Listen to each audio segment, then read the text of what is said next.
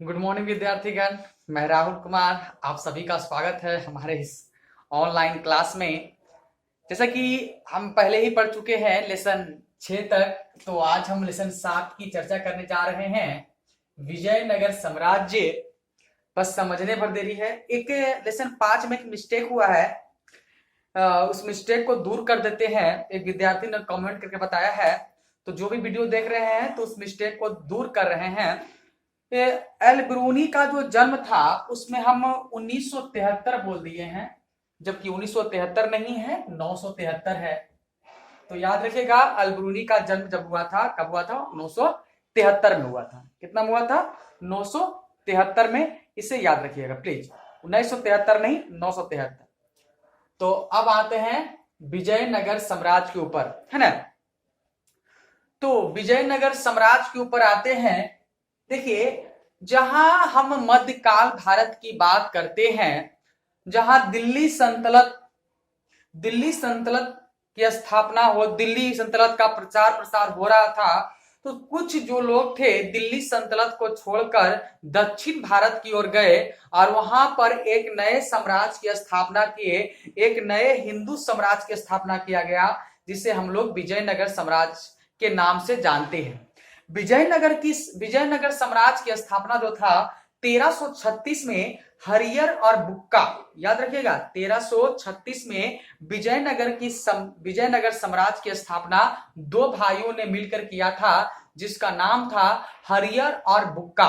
आज हम विजयनगर साम्राज्य के प्रशासनिक व्यवस्था और स्थापत्य कला के विषय में जानकारी करेंगे, और प्रशासनिक व्यवस्था में जो आयागार व्यवस्था था विजयनगर साम्राज्य में, उसके बारे में भी आज हम चर्चा करने जा रहे हैं। तो वीडियो को शुरू से अंत तक देखें, और जहां समझ में न आवे कमेंट करके बतावे। कॉपी कलम अपने पास रखे, जिससे आपको नोट करने में आसानी मिले, सरलता मिले। अगर आप नहीं लिख पा रहे हैं तो वीडियो को पीछे करके पुनः उसको चालू करें, जिससे आपको लिखने में सहूलियत मिल सके। और आप लोग के पास तो हम बोल रहे हैं कि लिखने से आपको जल्दी याद होगा। तो आइए शुरुआत करते हैं। विजयनगर साम्राज्य पढ़ रहे हैं। यह पहला दिल्ली सल्तनत छोड़ के बसाया गया साम्राज्य था। विजयनगर साम्राज्य इतिहास के प्रमुख चरण के बारे में जानकारी दे देते हैं आप लोग को। देखिए यहां पर थोड़ा सा देखिएगा। 1800 ईस्वी में हम्पी के अवशेषों का खोज किया गया कॉलिन मैकेंजी द्वारा। देखिए, विजयनगर साम्राज्य प्रकाश में कब आया? तो 1800 में हम्पी अवशेषों का खोज किया गया कॉलिन मैकेंजी द्वारा। यानी विजयनगर साम्राज्य में जो खोज का प्रक्रिया शुरू हुआ, हम्पी से हुआ। हम्पी बताते हैं, हम्पी विजयनगर साम्राज्य की राजधानी थी। हम्पी क्या थी? विजयनगर साम्राज्य की राजधानी थी, जिसका खोज 1800 ईस्वी में कॉलिन मैकेंजी द्वारा किया गया। उसके बाद 1836 में अभिलेखों की खोज किया गया। जो भी वहां के सम्राट थे, जो भी वंश था, वंश के बारे में लिखे हैं, जिसकी जानकारी अभी आपको दे रहे हैं। जो भी वंश था उसके जो अभिलेख लिखे, अपना लेख लिखे, ताम्रपत्र पर, शिलालेख पर, स्तंभ लेख पर, जो भी बोल सकते हैं, उसका खोज किया गया, उसे पढ़ने का काम किया गया, और वहां की तत्कालीन व्यवस्था की जानकारी हम तक पहुंचाने का भी प्रारंभ हुआ। फिर क्या हुआ? विजयनगर साम्राज्य को यूनेस्को, जो कि पुरातात्विक विभाग का एक काम करता है, यूनेस्को ने विश्व पुरातत्व स्थल की श्रेणी में विजयनगर साम्राज्य को डाल दिया कि ये विजयनगर साम्राज्य है, ये विश्व पुरातत्व स्थल के रूप में घोषित कर दिया गया। इसके बाद हम बात करते हैं 1336 में विजयनगर साम्राज्य की स्थापना हुआ। जैसा कि वीडियो में पहले बता चुके हैं कि विजयनगर की स्थापना 1336 में दो भाई मिलकर, एक का नाम हरियर और दूसरा का नाम बुक्का था। तो आइए, विजयनगर साम्राज्य का तो नींव पड़ गया है, इसका खोज कैसे वही पड़ गया है। अब विजयनगर साम्राज्य में जो राजा थे वो किस प्रकार, कौन कौन वंश आए, इस वंश के बारे में चर्चा करेंगे। और सबसे जरूरी वंश जो है, ज्यादा वीडियो को लंबा नहीं करेंगे, और कृष्ण देव राय के बारे में बताएंगे पहले, पर थोड़ा थोड़ा सबके बारे में सुन लीजिए। विजयनगर साम्राज्य में पहला वंश था संगम वंश। कौन वंश था विद्यार्थीगण? संगम वंश, जो कि 1336 से 1485 ईस्वी तक शासन किया विजयनगर पर। इसका पहला चलते हरियर, जो कि स्थापना किए थे 1336 से 1356। बुक्का 1356 से 1377 तक। हरियर द्वितीय 1377 से 1404 तक। देवराय प्रथम 1404 से लेकर 1422 तक, देवराय द्वितीय 1425 से लेकर 1446 तक। उसके बाद अशांति काल रहा, यानी आंतरिक अशांति रहा, आपसी झगड़ा होता रहा, कोई शासक नहीं थे, युद्ध वगैरह से होता रहा। लेकिन उसके बाद संगम वंश समाप्त होता है और उसके बाद सुलुभ वंश आता है, जो कि यहाँ छोटा सा वंश है जहां पर सुलुभ नरसिंह और इमाड़ी नरसिंह ने शासन किए थे। यह वंश 1485 से लेकर 1505 ईस्वी तक विजयनगर साम्राज्य पर शासन किया। उसके बाद है तुलुभ वंश, ये थोड़ा सा इसके बारे में पढ़ना है विद्यार्थीगण, तो ध्यान दीजिएगा। तुलुभ वंश 1505 से 1665 तक शासन किया विजयनगर साम्राज्य पर। इसके पहले शासक थे वीर नरसिंह और दूसरा थे कृष्ण देव राय। ये देखिए टॉपिक इंपॉर्टेंट है, कृष्ण देव राय। जो अगर कॉपी खोल रखे हैं तो कृष्ण देव राय के बारे में थोड़ा सा सुनिएगा। बोलते तुलुभ वंश के सबसे महानतम शासकों में से एक थे कृष्ण देव राय, ऐसा इतिहासकार कहते हैं। और यह सबसे श्रेष्ठ थे। इन्होंने शासन की बागडोर संभालते ही सिर्फ आंतरिक व्यवस्था को ही मजबूत नहीं किए, बल्कि जो बाहरी आक्रमण हो रहा था, जो विजयनगर में अशांति का माहौल छिड़ा हुआ था, उसे भी दूर करने का प्रयास किए। इन्होंने बीजापुर पर आक्रमण करके वहां के सुल्तान आदिल शाह यूसुफ आदिल शाह को पराजित करके बीजापुर को विजयनगर साम्राज्य में मिला लिए। इन्होंने गणपति रुद्रदेव जो कि उड़ीसा के शासक थे, उन्हें 4 बार युद्ध में हराए थे, 4 बार युद्ध में हराए थे। इन्होंने प्रशासनिक, देखिए इनके जीवनी पढ़ने से, इनके बारे में सिर्फ चर्चा करने से आपको पूरा विजयनगर साम्राज्य बिल्कुल समझ में आ जाएगा।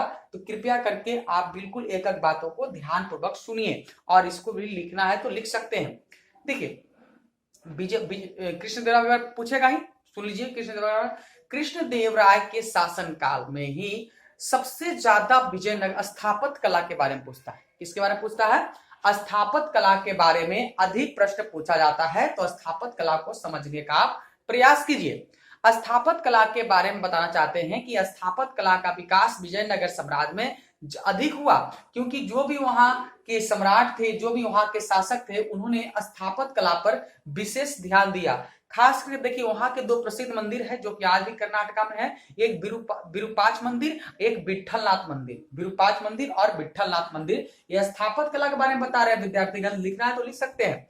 विरूपाक्ष मंदिर और विट्ठल मंदिर। देखिए विरूपाक्ष मंदिर और विट्ठल मंदिर पर अगर दोनों अलग पूछे 2-2 नंबर का पूछेगा, या पूछेगा विजयनगर का स्थापत कला पर प्रकाश डाले तो ये 5 नंबर का पूछ सकता है विद्यार्थीगण, तो ध्यान दीजिएगा। तो स्थापत कला की बात करें तो विरूपाक्ष मंदिर और विट्ठलनाथ मंदिर का बात ना हो तो स्थापत कला अधूरा है। स्थापत कला में बताते हैं कि जो मंदिरों का निर्माण था, उसके जो प्रवेश द्वार था, मंदिर का प्रवेश द्वार था, उस पर विशेष अलंकरण, विशेष प्रकार का गुंबद बनाया गया था, जिसे गोपुरम कहा गया। यहाँ था मंदिरों के प्रवेश द्वार को क्या कहते हैं विद्यार्थीगण? तो गोपुरम कहा गया। क्या कहा गया? गोपुरम। वहां के जो मंदिर के अलावे छोटे छोटे और मंदिर थे, वो सभी आयताकार होते थे, चारों और दीवार होते थे, है ना।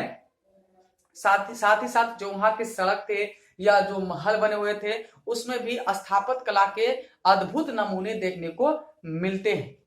तो ये था कृष्णदेव राय और स्थापत कला के बारे में कुछ जानकारी, दोनों मिला के लिख दीजिएगा। 5 नंबर पूछेगा कृष्णदेव राय की जीवनी या स्थापत कला के बारे में। अब आते हैं थोड़ा सा प्रशासनिक व्यवस्था। देखिए प्रशासनिक व्यवस्था को ध्यान में रखते हुए विजयनगर साम्राज्य में आयागार व्यवस्था का नींव पड़ा। आप पूछिएगा सर आयागार व्यवस्था क्या है? तो आयागार व्यवस्था एक ऐसी व्यवस्था थी जिसमें 12 व्यक्तियों को नियुक्त किया जाता था। कितने व्यक्तियों को? 12 व्यक्तियों को नियुक्त किया जाता था और सभी को अलग अलग बागडोर सौंपा गया था।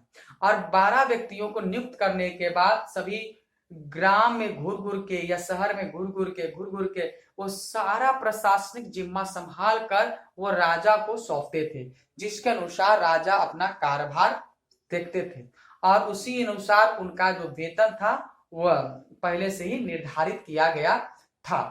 किस व्यवस्था के अनुसार? आयागार व्यवस्था के अनुसार। तो कृष्णदेव राय के बाद अच्युतदेव राय आए, सदाशिव आए, फिर 1565 में तालीकोट का युद्ध हुआ। तालीकोट का युद्ध हुआ और इस युद्ध के बाद अरविंदु वंश आए 1570 से 1615 तक शासन किए और इसके बाद धीरे धीरे करके बाहरी आक्रमण के कारण, कुछ प्रशासनिक दिक्कतों के कारण या कुछ अंदरूनी ऐसे मामले थे जो कि विजयनगर साम्राज्य को धीरे धीरे करके बर्बाद करता चला गया था। तो इस प्रकार से विजयनगर का धीरे धीरे जाके पतन हो गया। तो आपको इससे कौन कौन सवाल आएगा? कृष्णदेवराय के बारे में आएगा, विजयनगर का स्थापत्य कला के बारे में आएगा, विरूपाक्ष मंदिर के बारे में आएगा, विट्ठल मंदिर के बारे में आएगा, यहाँ के प्रशासनिक व्यवस्था के बारे में क्वेश्चन आ सकता है। तो ये सब सवाल आपको बता दिए हैं वीडियो में। तो कृपया करके आप इस वीडियो को ध्यान पूर्वक समझिए और सुनिए। कम से कम आप सुनने और समझने से कम विद्यार्थीगण ये चीज आपको याद हो जाएगा। क्या हो जाएगा? याद हो जाएगा। हम ज्यादा वीडियो को लंबा नहीं करना चाहते हैं, छोटा छोटा वीडियो बनाना चाहते हैं जिससे आपको संक्षेप में या विस्तृत रूप से हम जो भी बोल सकते हैं कम समय में अधिक लाभ पहुंचाने का एक प्रयास हमारा है। तो इस लाभ को भुनाने के लिए रोज वीडियो देखें, अपने सहपाठियों से इस सहपाठियों में इसको शेयर करें जिससे उनको भी यह लाभ मिल सके। कुछ ऑब्जेक्टिव है, अगर कलम कॉपी लेकर बैठे हैं तो इसको नोट कर लीजिए या याद करना चाहते तो ऐसे ही याद कर लीजिएगा। ऑब्जेक्टिव पहला है, विजयनगर की पहचान किस स्थान से की गई? तो हम्पी, जो कि विजयनगर की राजधानी थी। विजयनगर की यात्रा करने वाला अब्दुल रज़ाक कहाँ का राजदूत था? तो यह ईरान का राजदूत था। हम्पी को विश्व पुरातत्व स्थल कब घोषित किया गया विद्यार्थीगण? 1986 में, है ना। विजयनगर के राजा कहते थे क्या? नरपति। क्या कहते थे? नरपति। अमुक्त मल्याद नामक ग्रंथ के लेखक कौन थे? कृष्णदेवराय। आगे है, हम्पी की खोज किसने की थी? तो कॉलिन मैकेंजी ने किए थे, जो लिखा हुआ है। नगलपुरम नामक उपनगर किसने बसाए थे? तो कृष्णदेवराय ने बसाए थे। विजयनगर की यात्रा करने वाला निकोलो कॉन्टी किस देश का रहने वाला था? तो इटली का रहने वाला था निकोलो कॉन्टी। विट्ठल मंदिर किस देवताओं को समर्पित था? तो यह विष्णु के समर्पित था, विष्णु भगवान का। विजयनगर के किस सम्राट ने यवन राज की स्थापना करने वाला बिरुद धारण किया था? तो ये थे कृष्णदेव राय। तो कृष्णदेव राय से ज्यादा सवाल आता है विद्यार्थीगण, देखे जैसे कि तो कृष्णदेव राय से जो भी सवाल आएगा इसको आप बढ़िया से याद कर लीजिएगा। ये था विजयनगर साम्राज्य की कुछ जानकारी जो आपको अभी हम दिए। अगर कहीं दिक्कत हो हमें कमेंट करके बताएं और कलम कॉपी लेके बैठिए। वीडियो को बार बार देखिए, 2 बार देखिए, 3 बार देखिए। उम्मीद करते हैं आपको जरूर समझ में आएगा। आज के लिए बाय बाय।